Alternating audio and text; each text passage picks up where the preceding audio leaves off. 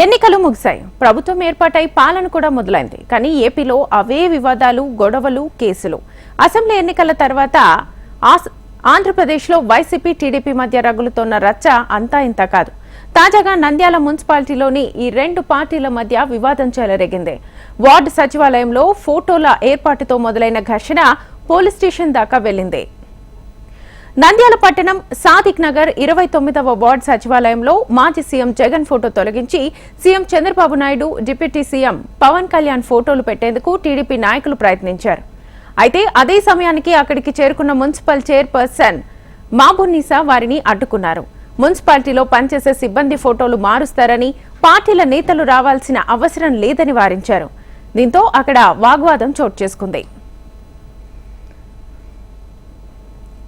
ఇక వివాదం కాస్త మాట పెరిగి ముద్రిపోయింది. వైసీపీ నేతలు మున్సిపాలిటీ సిబ్బంది అడ్డుకున్నా టీడీపీ నేతలు ఫోటోలు ఏర్పాటు చేసే ప్రయత్నం చేశారు.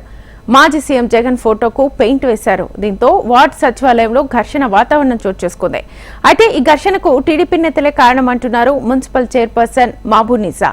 తాము ఫోటోలు ఏర్పాటు చేస్తామన్నా టీడీపీ నాయకులు దౌర్జన్యం చేశారని, మీ అంతు చూస్తామంటూ బెదిరింపులకు పాల్పడ్డారంటూ ఆరోపిస్తున్నారు.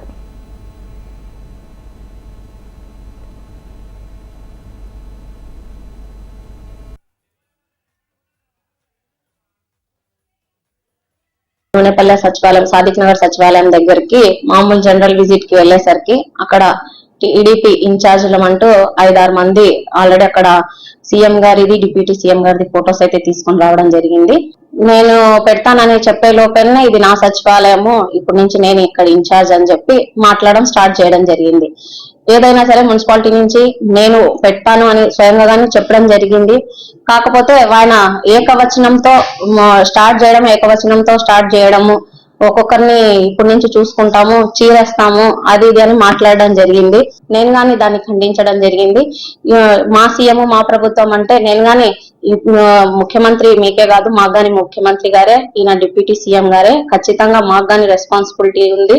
నేను ఇదే చెప్పడం జరిగింది. కానీ వాళ్ళు అక్కడ వినకుండా మేమే చేయాలి అని నా ముందరనే పెయింట్ వేయడము, ఇట్లా ఫొటోస్ అన్ని కొట్టడము, ఇట్లా స్టార్ట్ చేయడం జరిగింది. కాకపోతే కొద్ది క్షణాల్లోనే ఒక ఆడపిల్లని గాని చూడలేదు, మున్సిపల్ చైర్పర్సన్ గా ప్రథమ ప్రౌరాలని గాని చూడకుండా దాదాపు ఎక్కువ మంది అక్కడ కొద్ది క్షణాల్లోనే వచ్చి నా మీద దాడి చేయడం జరిగింది.